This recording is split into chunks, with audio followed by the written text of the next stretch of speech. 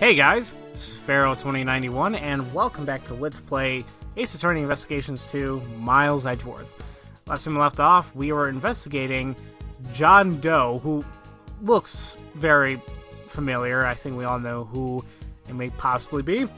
And we came to a huge contradiction where Nicole Swift is not in that photo where she should be because, well, because according I think we have evidence from the tape recorder that she was right there. But let's see if I'm right. I'm assuming this is a... It seems like I'm right.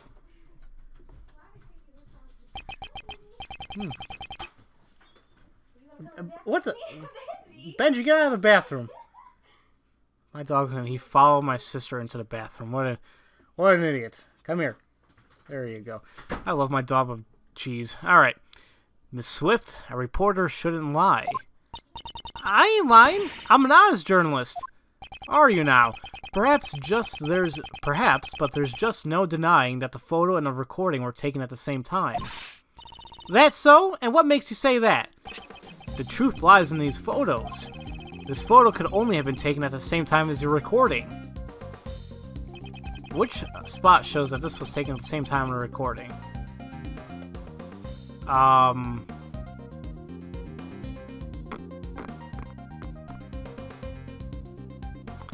Well, it can be either this, or it could be how he is presenting himself, because he did look like that when he said the hammer justice blah blah blah, so I think this might be it.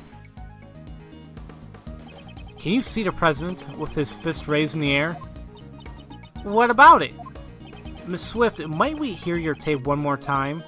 Nuh-uh, you ain't gonna hear a word way you've been treating me. Would you rather we charge you with obstruction of justice and seize it from you? Fine, you win. I'm no match for you, Mr. Prosecutor. The question is, during which part of his speech did the president raise his fist? There is. I will not allow them to exist. Did he say that before? The president raises his fist in the air. The atmosphere is boiling to a fever pitch. Oh yeah, did she say that? Okay. Aha! Raises his fist straight from the horse's mouth, sir. This tape was recorded at the moment the president raised his fist overhead. Then that means Nicole not being in his photo is really strange. Oh, but she is in the photo, right here. The person in the red hood. It was you, Nicole Swift. Ah! Nicole, what? You're a real assassin, aren't you, pal? That ain't so. I ain't never worn that red raincoat. This red raincoat is questionable. In question belongs to. I think it belongs to John Doe because of his injury. The raincoat's owner is Mr. Doe. That much has been proven. You were wearing something else, a different red hood. You mean there were two red hoodies, sir? Mr. Doe's last testimony was true. But we didn't find any other red raincoats. What Mr. Doe saw was a red hood, not a raincoat. Miss Swift, what was it you told us earlier about your parka? Oh, you mean when I said I ain't worried about it getting all dirty? It's reversible, so all I gotta do is turn it inside out and... Ah! As I thought. Mr. Edgeworth, the inside of her parka is red. Indeed, and during the incident, she was using that side. What? Hey, pal, what's the big idea? You're wrong. I've been wearing it like this the whole day. Well then, will you allow me to examine your parka? What are you expecting to find? We know it was writing prior to the president's speech. I believe you said it earlier. I don't use raincoats. She only uses her parkas. Yep, just parka. Like Kenny. If you really didn't turn your parka inside out, then the inside should be dry.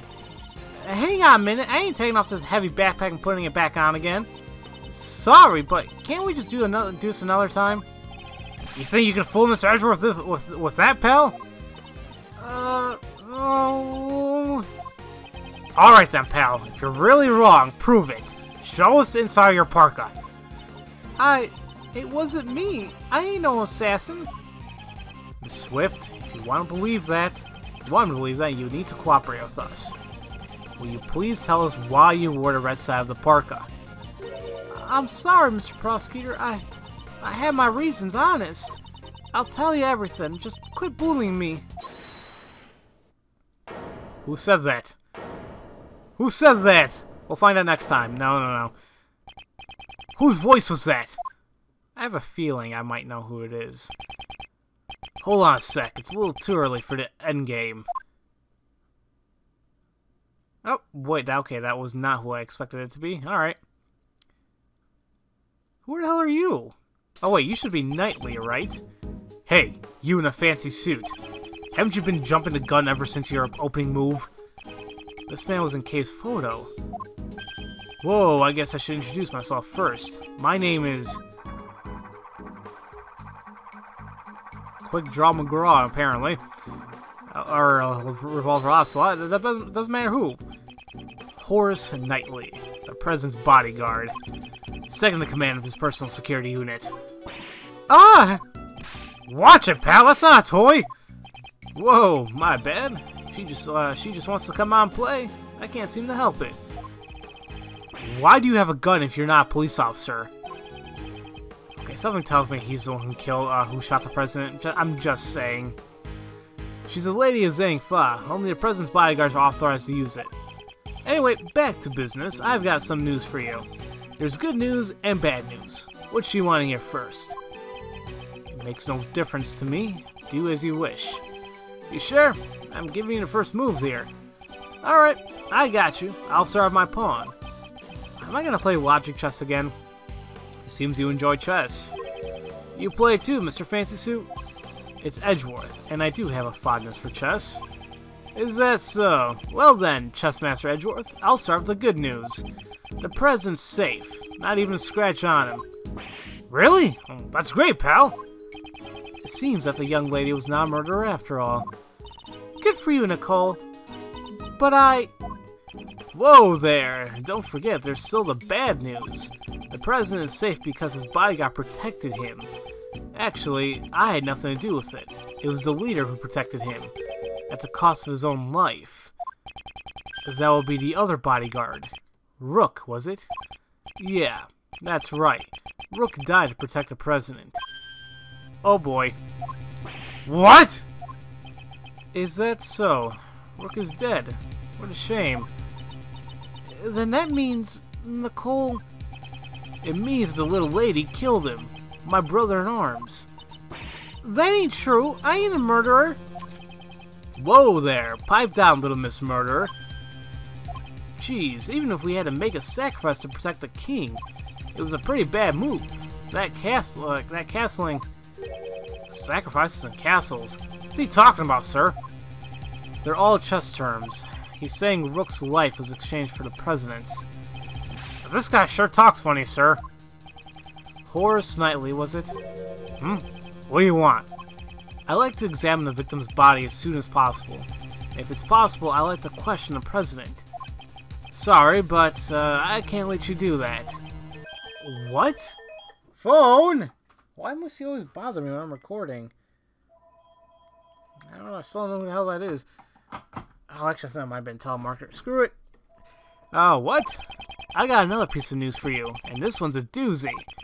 There's another piece of news? From here on out, this investigation will be handled by the Zhang Fa police. What? What's going on, pal? This case is under our jurisdiction. You have no right to interfere. You're Prosecutor Edgeworth, right? The president knows about you solving the Yatagarasu case. I'm honored. That's why Chief Prosecutor designated you to be in charge of the case. It seems the Chief Prosecutor made a little appeal to the president. But it looks like you're the wrong guy for the job. I didn't know you have this kind of reaction. It's the president's orders. If you oppose, you'll cause an international incident. Capiche? Ugh. Hey, little lady, get over here. We'll continue your questioning inside the president's plane. No! I didn't do nothing! Hey now, don't be a baby. You scared of a little Zhang Fa justice? Mr. Prosecutor, please! Please help me!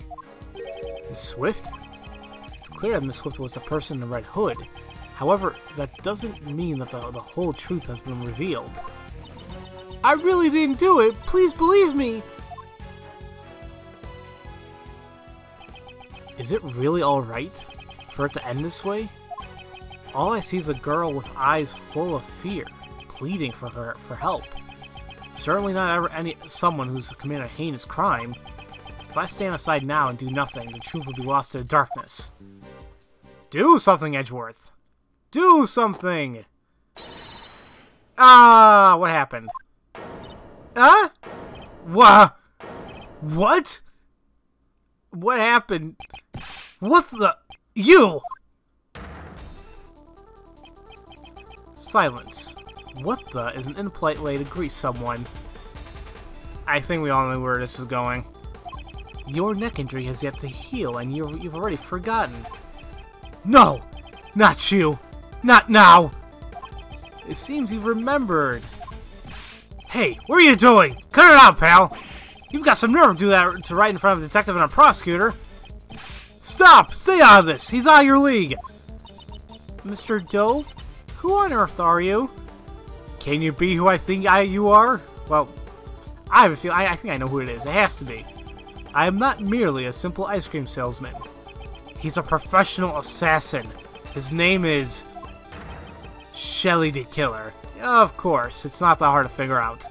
If you guys played Justice for All, I believe, he was in that one. Shelly the Killer. There's no one in law enforcement who doesn't know the name the Killer. An assassin who will carry out any request without fail. He was once involved in the case I handled. Yeah, I hate that case. Ugh. Justice for All wasn't a bad game, but it was probably my least favorite in the series. I mean, it was still a very good game. That's the one whatever. It's been a while, Prosecutor Edgeworth. Although I do believe this is our first face-to-face meeting. The real assassin was you all along. That is correct. I received a request from a curious individual to take the president's life. I should have seen his face before in the case files. Curses. I was careless.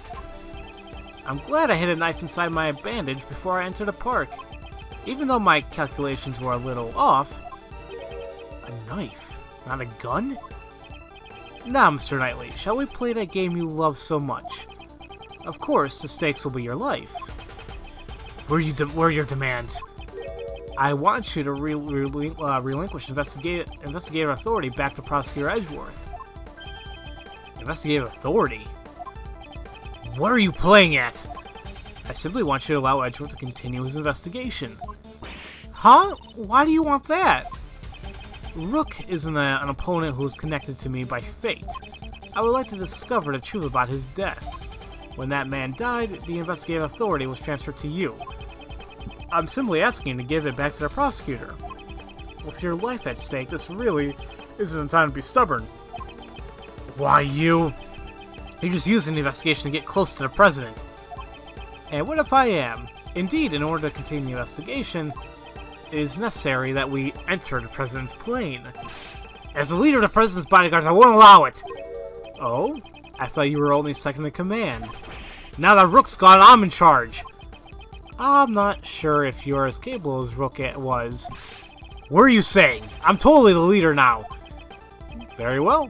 In that case, please exercise judgment befitting of a leader. You can lose your life here needlessly, or will you allow the investigation to continue? Ugh. He's using the investigation as an excuse? Why would he go to all that trouble? What is this man thinking? Prosecutor Edgeworth, I trust you have no objections. Let us continue the investigation. Mr. Edgeworth, what should we do, sir? For now, we have no choice but to accept this proposal. At least we'll be able to investigate. But, listen well, Detective. We're all listening. I'll use the investigation to buy us time. Meanwhile, gather up all your men. Surround the president's plane so that he can't escape. Right, roger that, sir.